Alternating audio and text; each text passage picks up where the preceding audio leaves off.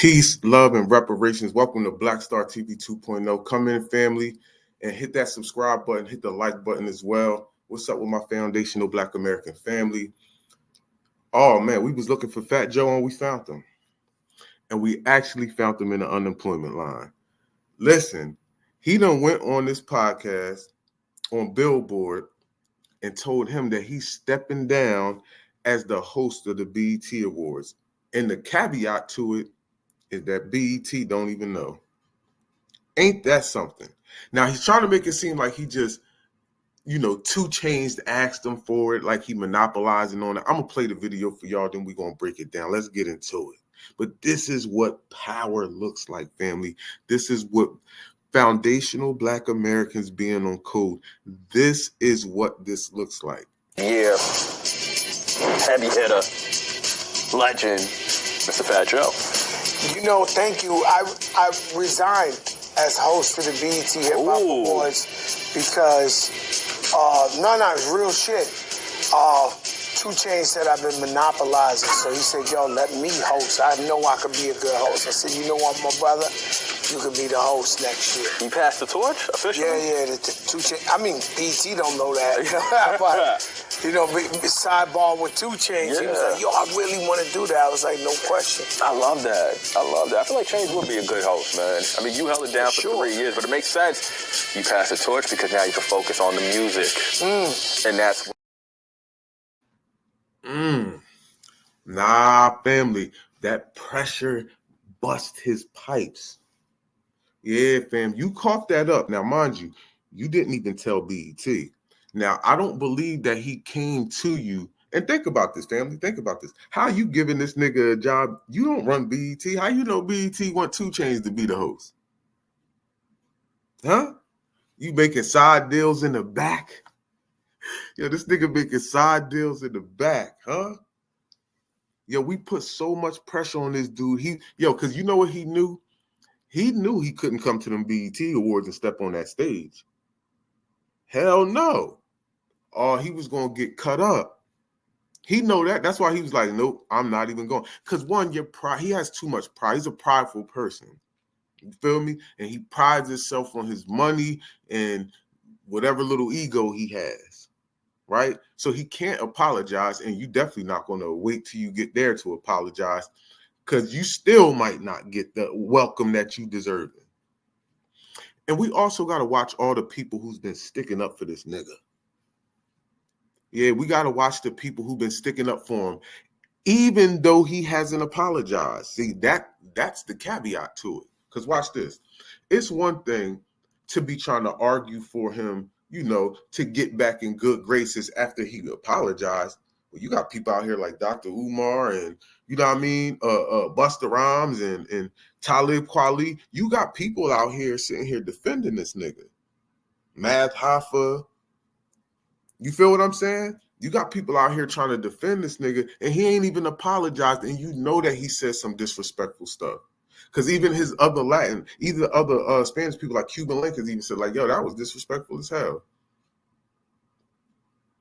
You feel me? So we got to watch the people who are even advocating for these people. But fam, this is what power and being on code looks like. See, we don't need no leader. Nobody, Tariq didn't spearhead this. You see what I'm saying? Yo.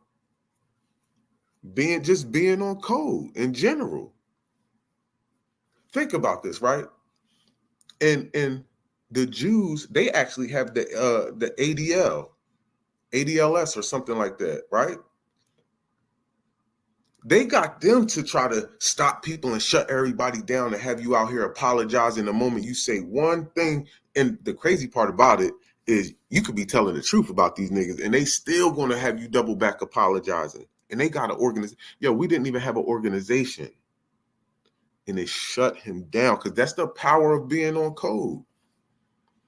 Yeah, no more organizations. We don't need no more BLM movements. And I ain't talking about Black Lives Matter neither. We're talking Black Liberation, the Panthers. We don't need any of that stuff no more. Shout out to them for, doing what they did because they did legendary stuff. Absolutely. They did legendary stuff. But again, it allowed them to get plucked off.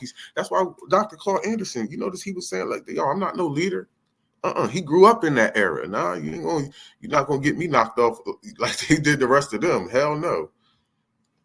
I'm gonna give you this Powernomics plan in this book, and I'm gonna give it to you, and you go do what you do. I'm gonna give you the game. You gotta go put in the work. You see, no organization needed and all of that stuff. All we got to do is get on code with what's logical. See, and what's logical is not allowing somebody to just talk crazy about you and then keep coming around. That's logical. Yo, this dude put in his walk-in papers like, yo, I'm out of here, and didn't even tell BET. You heard him? He said, this BET don't even know yet. Gave the nigga an exclusive. And yo, that interview was up for 2 days. It got 1,000 views. And Billboard got like 3 million subscribers. In 2 days, that got 1,000 views. That's a fact. Yo. Telling you, man, we the culture, bro. And we tell you who sits at the cool table and who don't. And right now, bro, you out of here. Oh, I done knocked my stuff over. You up out of here. We got Joe up out of here. And listen, it's crazy because I just did a video yesterday talking about where's Fat Joe at. He popped up. And it's funny because I said he usually you run around doing press for your album. That was the first time he sat down with somebody, Billboard. And he was the first thing he said after he introduced all his stuff, all his accolades, because he said, sat down with President Kamala Harris. He said, the host of the BET Awards, 3-time host. And he said, the legendary Fat Joe. And then that's when he said, yeah, I gave up the. That was the first thing out of his mouth. The first thing out of his mouth was, yo, I gave this up. We put so much pressure on this dude, bro. I'm telling you, being on code is everything. Being on code, and look at this. It's funny because he would never go to the Hispanic community and get this type of love. You're not on the Hispanic news. You on the black news.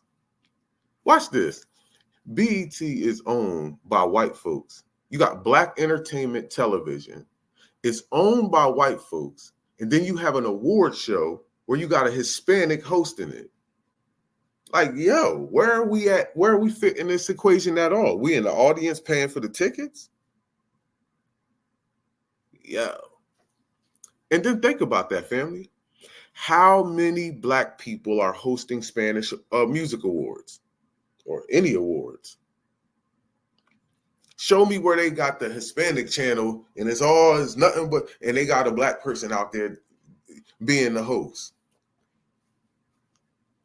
Yo, they trample and crap all over our culture, bro. They don't care how they move in it, how it looks. You feel me? They just want to get what they get up out of it and then try to scurry off to the side. Yo, I'm serious, man. This is I'm so glad that this is becoming to the forefront right now because this is like national, bro. This is like one of the biggest things going on. Well, it's not in major media because they trying to act like it's not happening, right? But we know in these internet streets, Fat Joe is trash out here. He trash out here. That's why he let it go. He know he can't step on that BET stage. He step on that BET stage, he getting booed all. He mess around and not even come out after the first person get their award, dog. I'm dead serious. It's like that serious, bro. Fat Joe, man. You done put your foot in your mouth this time. And it's so funny just because you're so prideful, bro. All you got to do is humble yourself, come crawling. And it's funny because we're the most forgiving people on the planet. And and it's so funny because I ain't forgiving you. You know, you might have some black people out there that do, but a lot of us is saying no. I see it in the comments. I see him all through the comments and all the videos I watch about him. They saying, man, ain't no apologies. We ain't accepting no apologies. You feel me? So listen, bro. I don't know what you're gonna do. You really can't cross over to Hispanic culture. What you gonna do there? You gonna sing reggaeton? You definitely not about to do reggaeton. It's a wrap for you, dog. And it's so funny because he was trying to make it seem like he went into retirement and all this stuff, and Eminem was begging him to get out. Like, knock it off, bro. You came back. Yo, I remember when he like kind of came back on the scene. And then next thing you know, he just came back on the scene out of nowhere. I remember he came back and he did an interview talking about how him and 50 squashed the beef. And that was like the first thing he was talking about when he first hit the scene back. How him and 50 squashed the beef. And, you know, that's because they knew you was about to be a tool. And 50 can't be going at you while you're a tool. Because I know people don't want to believe that or hear that, but yo, 50, listen, man.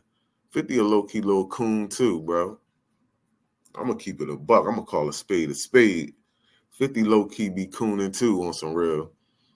And he definitely be bidding he be doing the white folks bidding, boy. He be doing the white folks bidding. But you know, it is what it is. You know what I'm saying? But Fat Joe, and again, that's why I say they brought him along for a reason. That's why he tried to come. Again, I felt like they felt because he's Hispanic and he has so much. Again, he does have you can't knock the little influence that he has in hip hop culture. He does have a little influence. I'm not going to act like he doesn't have none, right? That's why they were trying to use him though, because they felt like he could be the liaison between him and that little black and brown and the people of color and get us off that. You feel what I'm saying? Again, think about it. You're Spanish.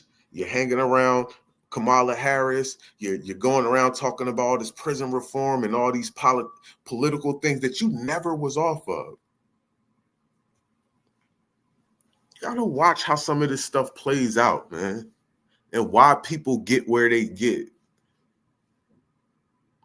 Something to everything, man. And again, you came out of nowhere swinging 50-50 and you dipped off. You said 50-50 and never defended your story ever. And you always try to talk about, oh, New York, y'all ain't from New York. Like, you have to be from New York to understand where hip hop came from.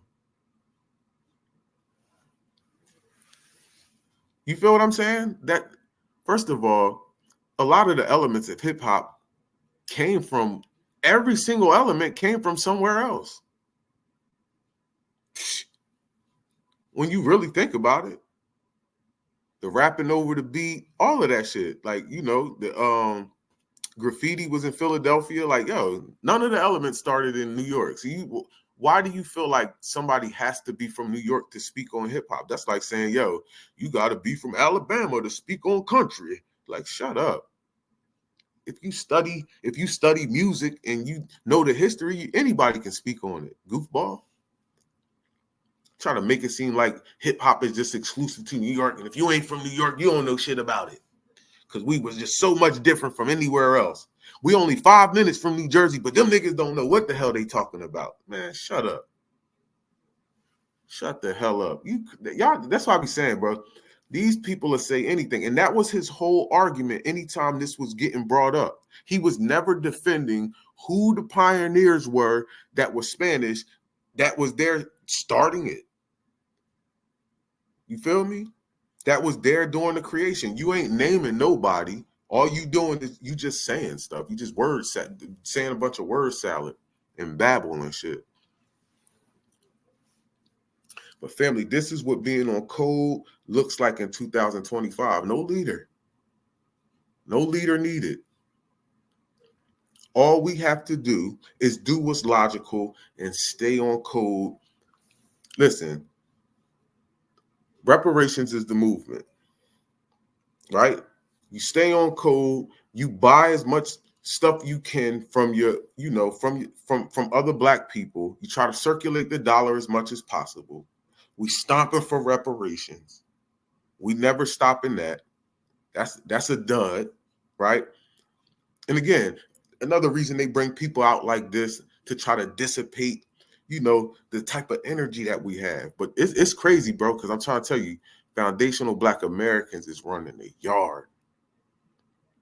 We running the yard right now. I'm trying to tell you, we running the algorithm. Real talk. Because it's a new day and age, man. We on code, and this feel good too. And you can feel the power. You can feel the power we have. And one thing they can't do, that's why I said, this ain't no bots. You think they want this much people having this much kickback towards stuff like this? Hell no. Go in these comments and look at what people saying. Go in these comments and listen to what people saying, dog. We got the streets. That's what I said. That whole thing with Charleston White and Tariq, Charleston fell flat, man. Tariq gonna keep moving because Tariq is somebody who people look up to and see putting in work. You can't never deny nothing that nigga doing for the community. You can't do it. So you can't sully his name and make him look like crap. So you get what I mean? You're never going to make him look bad. So it's like, give it up, player. But peace, love, and reparation. Please, family, hit that subscribe button, hit that like button as well. Yo, the channel been growing at a rapid pace, and I appreciate everybody for all the love and support. Please make sure y'all go into that description box and please donate to the GoFundMe. Hit my Cash App as well. Yeah, family, we up out of here, man. We got to just stay on code.